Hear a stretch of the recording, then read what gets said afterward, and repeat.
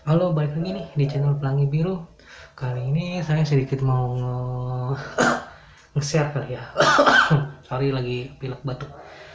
Mau nge-share, kan ada nih yang punya bayi, terus tiba-tiba bayinya itu nangis-nangis, teriak-teriak kayak gitu kan ya, atau melihat sesuatu hal kayak gitu. Di sini saya coba membantu dari sisi dari Islam. Coba nanti saya bantu dari sisi universal ya. Jadi orang yang bukan Islam tuh bisa melakukannya. Pertama yang harus dilakukan adalah ketika bayi itu menangis, kalian ambil air dingin. Ini untuk muslim ya.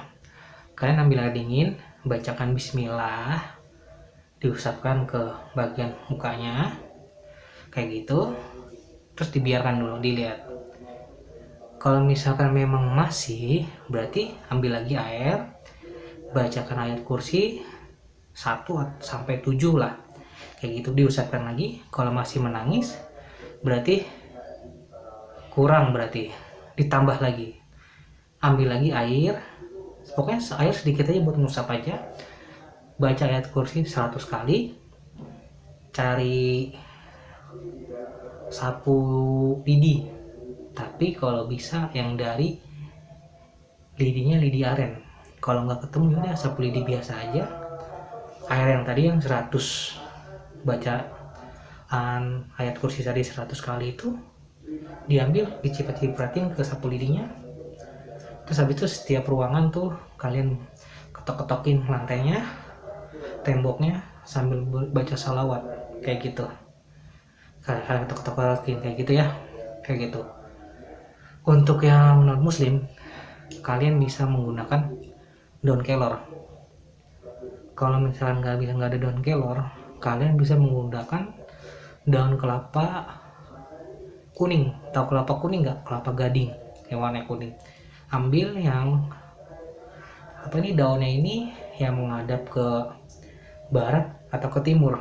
Jangan yang ngadep utara atau selatan. Pokoknya ngadep barat atau timur. Ambil yang kira-kira terkena sinar mataharinya. Kayak gitu diambil kira-kira 3, bawa pulang, rendam air, atau misalkan kalian bisa baca-baca sesuai dengan keyakinan kalian, olesin ke ininya, ke daun itu, terus diusapin ke bayinya. Kalau memang nggak bisa, berarti kalian ambil lagi itu daun kelapa kuningnya.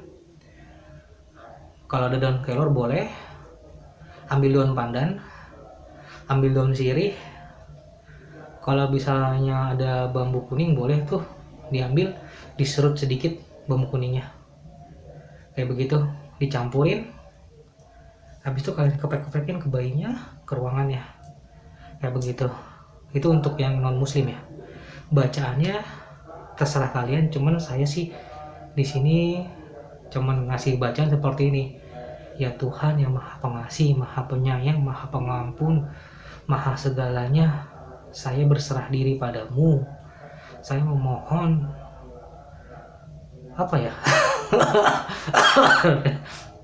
saya memohon bantuanmu untuk memberikan kekuatan kepada saya untuk bisa menenangkan bayi ini. Pokoknya kalian berdoa aja sesuai keyakinan kalian, kayak begitu.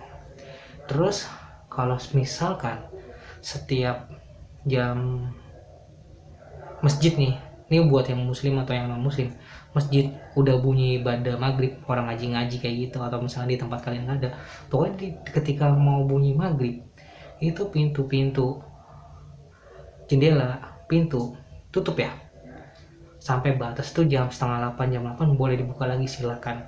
Nanti jam-jam 10 ke atas tutup lagi ya, sampai subuh. Untuk yang muslim. Yang non muslim juga bagus sih, kalian habis sholat subuh buka pintu tuh,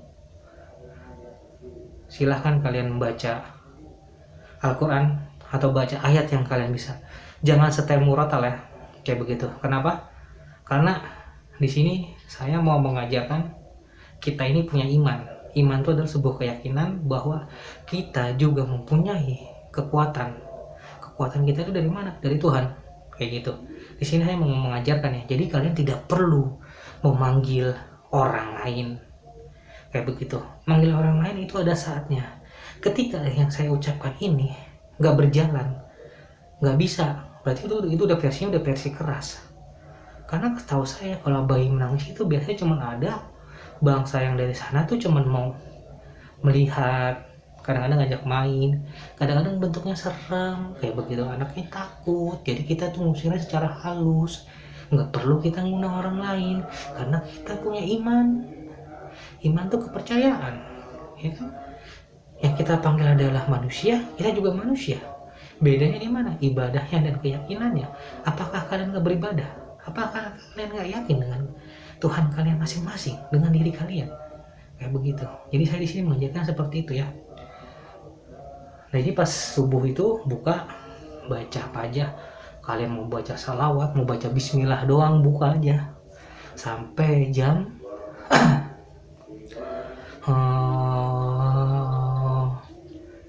jam 5 lah, pokoknya pagi jam 7 jam 8 boleh tuh.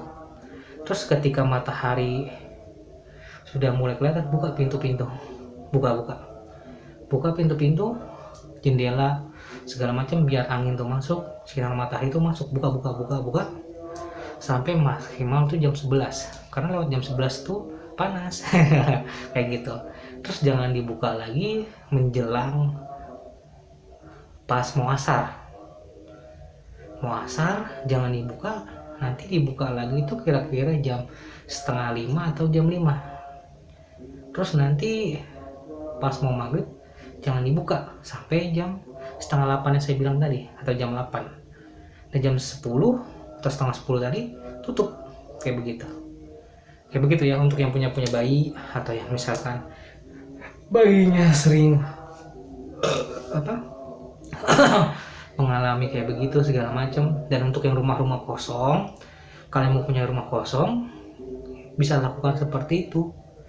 Jadi untuk menghilangkan kelembaban itu gitu loh. Ya kalau saya pribadi sih ya saya kalau ada yang seperti itu tuh saya mau berbagi tempat dengan mereka, karena bukan apa-apa, mereka juga makhluk, saya makhluk. Cuman di sini kan harus ada omongan kayak gitu. Kayak begitu. Cuman kalau kalian kan rata-rata kan banyaknya kan yang takut, yang nggak mau. Nah, gue juga sebenarnya nggak mau ngeliat mereka. Cuman gue bilang jangan nongol di depan saya, jangan suka membuat saya terkejut kayak gitu, jangan nongol kayak gitu sih. Semoga ngebantu ya. Udah itu aja kali ya. Tadi tuh ingat tuh ya, yang buat yang muslim seperti itu caranya kayak gitu. Untuk ngambil daun kelornya, daun sirihnya, sama daun pandannya, usahain yang sama, yang menghadap barat atau yang menghadap timur gitu loh. Jadi usahain nih, kan misalkan numpuk nih, cari nih yang kena sinar matahari nih. Dan paling bagus ngambilnya itu di bawah jam 9 pagi, jangan di atas jam 9 pagi. Itu aja ya. Oke, sampai ketemu lagi nih di tema selanjutnya.